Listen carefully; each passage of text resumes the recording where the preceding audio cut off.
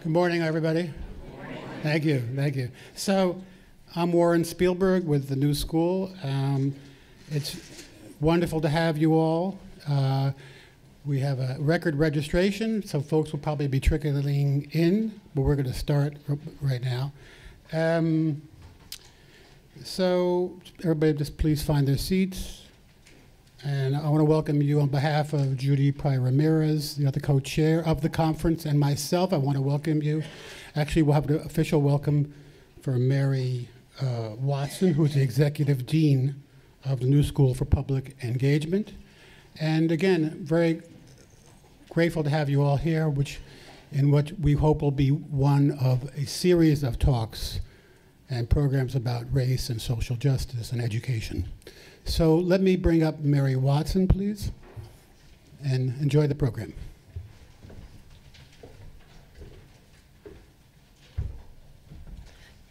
Good morning on this snowy day. As Warren said, I'm Mary Watson, Executive Dean for the New School for Public Engagement, which is the founding division of the New School as a university, and which houses many programs, schools, and activities that look at the issue of how do we engage productively and effectively with society and with the challenges that are facing us in society today. So today's conference, All Minds Matter, could happen at no more appropriate place or moment in time. The New School has been examining, exploring, deconstructing, and most importantly, acting on issues of relevance in society since its founding in 1919. So for nearly 100 years, we have hosted events and actions and activities like today's conference that really ask the tough questions, that really critique the existing societal paradigms, and that most importantly really ask, what is the way forward? In this particular area of event, we have many students, faculty, and other interested parties at the New School who are very deeply concerned about this issue of what's happening with black men, with the connection between the treatment of black males in schools, in society, in prison, in other kinds of contexts. And we've seen some very important events erupting in New York City recently around the issues of policing and black lives. We know about the well-established and well-touted Black achievement gap in the schools, which we'll hear more about today. And the question is, how do we actually get at the issue of ensuring that all minds matter in our schools and in all of our systems in society? Just last week in this room, the Center for New York City Affairs, which is a center of the New School, had an event entitled Beyond the Rage, Strengthening Police and Community Relations. This is an event that's part of a series that we're running called #Blasio series. So if you check Twitter, #Blasio series, it's a series of events that we're conducting asking the question, how's de Blasio doing? So we'll hear more about that today. And it also is an event and a set of series that are supported by a number of faculty, including Jeff Smith, who has a new Amazon single entitled Ferguson in Black and White, Derek Hamilton, who is working on the wealth and achievement gap, the racial wealth and achievement gap, and perhaps most importantly today, Judy Pryor-Ramirez, who in addition to organizing this event has also been doing some very important teaching at Lang College, including a 2-year series of classes taught at Lang in the sociology area, working with DYCD, asking the tough questions about how youth and communities matter in New York. So congratulations to Judy for that work. We're going to hear in a moment from Maya Wiley, who's counselor to Mayor de Blasio, but before we begin, I just want to make a couple of comments about the issue that we're undertaking today. We know that research from the 1970s shows us that black males in schools tend to be overly disciplined, and then as their lives continue, tend to be overly punished at higher rates than their white counterparts. School suspension rates for blacks are approximately 3 to 1 versus their white counterparts.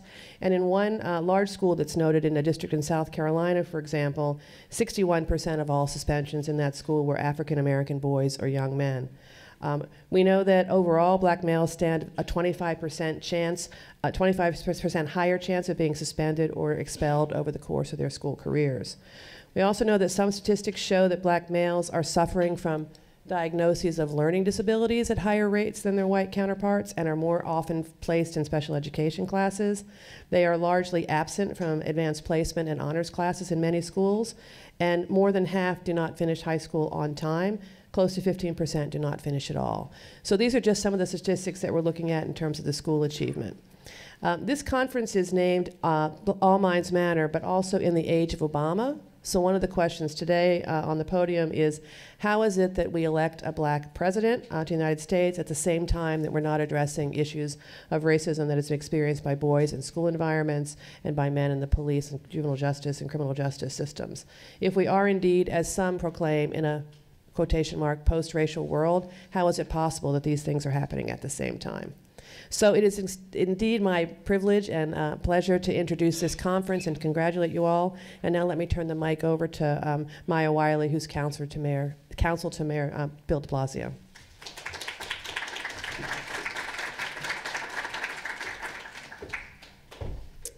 Thank you for having me. And I think it goes without saying that there's only one response you can make to that question about how de Blasio's doing. So now that I've earned my paycheck, first I want to really thank the New School and Warren in particular for helping to organize this really important event. I think we all know how important it is, not just for black men, but I think it's really important for us to note that it's important for America. You know, so often, I have to tell you, my 14-year-old daughter is completely incensed about All Lives Matter. Not All Minds Matter, but All Lives Matter is a hashtag, and we've been having this debate because, you know, she keeps saying, why is it that we can't acknowledge that in order to pay attention to all lives, it means we also have to pay attention to black lives? And I think it's, to have a 14-year-old ask that question, I think raises up to us how there's a conversation we need to be having in this country that also takes on why it is we're uncomfortable sometimes saying Black Lives Matter. And why we think of it as something polarized, not all of us, obviously, but why it becomes polarizing to focus on particular needs of particular communities. By the way, we have many. We could be talking about how white men are losing too many manufacturing jobs, and I think that would be a legitimate conversation, as well as to talk about how many people of color also need to be able to get those manufacturing jobs, right? That those are, it's legitimate to have conversations about how we are located differently in society and what ensures that we all get to where we need to get to, and how we do that in a way that understands that we build opportunity for everyone when we do that. And I say that, you know, it's a little daunting to come to an audience with so many experts in it, right? Because I can sort of cite statistics and facts and then have those in the audience who actually study them tell me what I got wrong. And I thought that, yeah, I get that a lot every day. But I thought, you know, rather than do that, because you've got a lot of knowledgeable people who are going to do that, to really locate it in our sense of our own experiences. And so for me, at the advent, coming to the end of Black History Month, my brother and I have been talking a lot actually about our own family history.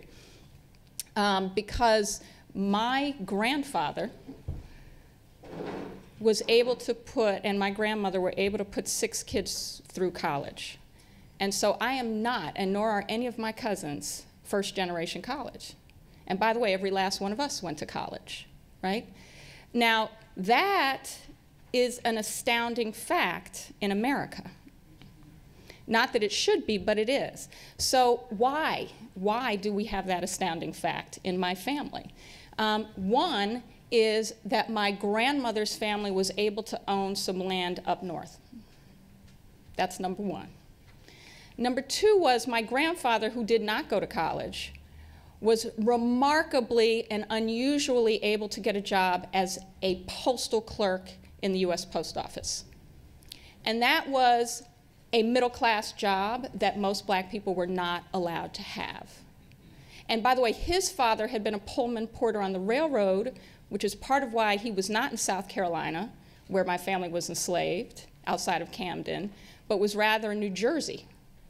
And that was as close to a middle-class job as one got, particularly as a black man got, back in the United States in those days. The combination of those things enabled my father and his 5 siblings to not only be in a good school, they were actually in a white school, which was part of why it was a good school, which was also unusual. And between a range of programs, both my grandfather was able to own a home, and my parents, particularly my father and my uncle, were able to put themselves through college through the ROTC. My aunt, by the way, it is the beginning of Women's History Month, and I think we should note that there are important challenges for black women, too. Didn't have the option of ROTC, so she worked in a factory where she lost a finger, and then thanks to merchants in the community who put the money together to help her finish school when she could no longer work in the factory. But my point is, none of these are accidents, but all of them were exceptional. What I mean by that is we didn't have the system of policies and programs that ensured there was equal opportunity for all of these things for all people who were black, but it has a multi-generational impact, right? And sometimes that is a multi-generational impact towards more opportunity, and sometimes it's a multi-generational impact towards less opportunity, right? And I say that because I often get, and I think in the age of Obama, as we have rightly heard, that frames this conversation, why a black man can be president and it be so difficult to talk about race in America. And so confusing to talk about whether we've gotten to where we should get to in society on race. And one of them is this notion, is exceptionalism, right? Is when we can point to someone and say, well, he did it. And I was actually on a panel in November 2008, right after the election, in Dallas, with a large number of notable people, including one who was black and male and went into a very senior position in the Obama administration. And we were the only two black people on this panel of very, very distinguished people. And we were talking about what race means now after the election. And I, of course, said, maybe not of course, if y'all knew me, you'd say, yeah, of course you said that. I, of course, said, we don't know. We don't know what it means, because the issue isn't whether a black man got elected. The issue is what our outcomes look like for communities of color. And so until we can evaluate how well we are doing across race, we don't know. And certainly we know that it's not a predetermined conclusion that just because a black man is president, that would be the end of it, right? Now, the black man who was on the panel with me, who was a very intelligent person, quite esteemed, someone I have respect for, said, I don't agree with Maya. And his reason for not agreeing with me was, he said, because now all those black boys on the corner who don't have a job or have dropped out of school don't have any more excuses. And this is from someone who cares deeply about the black community and deeply about the opportunities in the future for black men and boys. And I pull that example forward because I think this isn't just a debate between black America and white America. This is also a debate within black America about how much are we responsible for our own poor or good statistics, and how much is it about what I will call the structural arrangements that either create opportunity or create barriers. So I would be remiss if I didn't say a few things about Pat Sharkey's work. Sorry, it's NYU. Hope there's no competition there. Because one of the things that Pat Sharkey's work demonstrates is that even for blacks who got the benefits of the civil rights movement but remained in the poorest communities, that we saw downward economic mobility for their children. That's a very different equation than my family's equation, but in part because we were not relegated to and were not trapped in communities that did not have good paying jobs, that did not have working schools, that had environmental toxins, right? All the things that contribute to barriers to opportunity. And until we actually start to look at what is happening structurally in communities and how we create policies and programs that actually start to produce what, frankly, communities that have been highly successful have had as investments and inputs, we don't change this equation. And it doesn't matter how many times we see a highly exceptional person overcome those odds. And every time we look at President Obama is an amazing human being. He is an amazing human being. And that should not become something that dooms all black men and boys to a lack of opportunity because he is exceptional. So, what are we doing about it in the city? And let's be honest, there are limits to how much any one municipality solves all. This is a national problem. This is a problem that requires national, state, local. It requires inside government. It requires outside government. It requires the interaction between the two.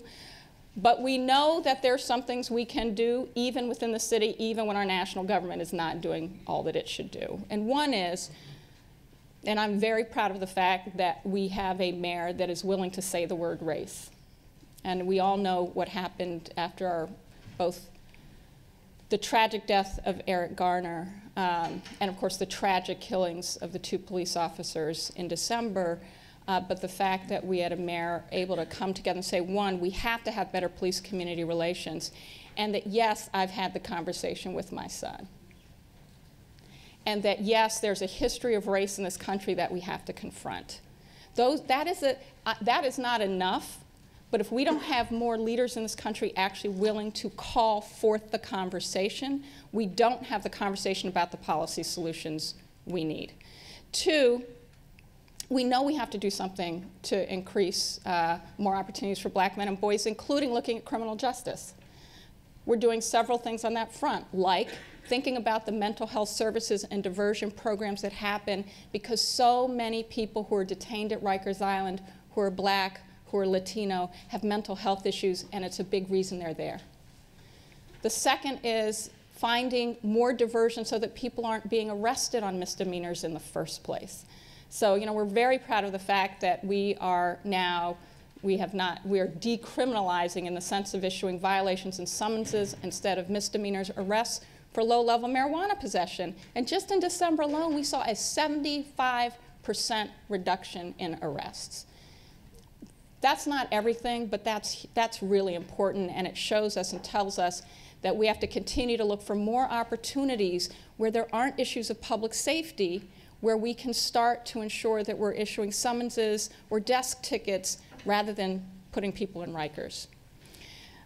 The others, we talked about education, and obviously there are many things we're looking at in education, including community-based schools, including in 200 of them that we've committed to, including investing in turning around schools that are failing and not just leaving them or closing them, but really thinking about how we create a support system for those schools. Because as we know, 42% of black men and boys are in the poorest performing schools. So we have to invest in that, but we also know that 45% of black boys and 35% of Latino boys are being suspended. And we know that just one suspension reduces the likelihood that you go to college by 46%. 46%. So there's a lot more we can do, but I am really proud of the fact that, one, we're expanding pilots on restorative justice and on discipline. We're putting resources in training school safety officers so that they learn de-escalation tactics so that we don't get kids to the point where they're necessarily being disciplined and possibly suspended. We are looking at, we've actually created something that government needs to do a lot more of, but we've created a school leadership team on school safety that includes parents, it includes advocates on discipline, it includes the NYPD and the Department of Education all coming together to meet to address so that the community can bring forth the things that the community is seeing in schools that have to change, can track how we're doing on the things we put in place now that we just announced in terms of trying to impact school-based discipline, and actually have a partnership. And even pull the Department of Education and the New York Police Department together to be talking about these issues. A variety of things. I'm not even going to go through all of them because there are more. You may know that the mayor just announced his recommitment and expansion of Young Men's Initiative, which is committing to significantly expanding mentorship, significantly investing in more that we can do in the educational context. We need more solutions. We don't pretend we have them all. We don't pretend we're doing them all. But we know and we are committed to doing more. And I'll just close with one more thought. We are actually in New York City, not only we're a global city in all respects of the term, right? We have the UN. We are extremely international and diverse in terms of our population. We are also the city that is not only the largest city in the country. When I say we're the largest city in the country, if New York City was a state, we'd be 13th. We are as big as Los Angeles, the city of Los Angeles, Houston, and Chicago combined. We are already at 2050. When we talk about how by 2050 there will no longer be one racial group that has a numeric majority in this country, we're already there. And we are already a new majority, I would argue, a new majority meaning a majority that reflects where the country is going to be over time, which is not only are we no one dominant racial group by number, but we are significantly not a white city, right? And I don't mean that as an exclusionary, I mean that as a recognition that we will not succeed as a city, nor will the nation succeed when the city with 8% of the gross domestic product of the country is not investing in the population that is already the majority of the city in being able to contribute politically, economically, and socially to the well-being of the country. So when I said at the beginning of my remarks that this is about the nation, I was not lying.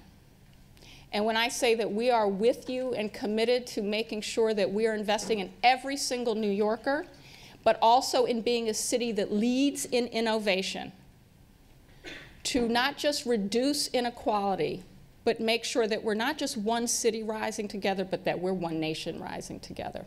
Thank you.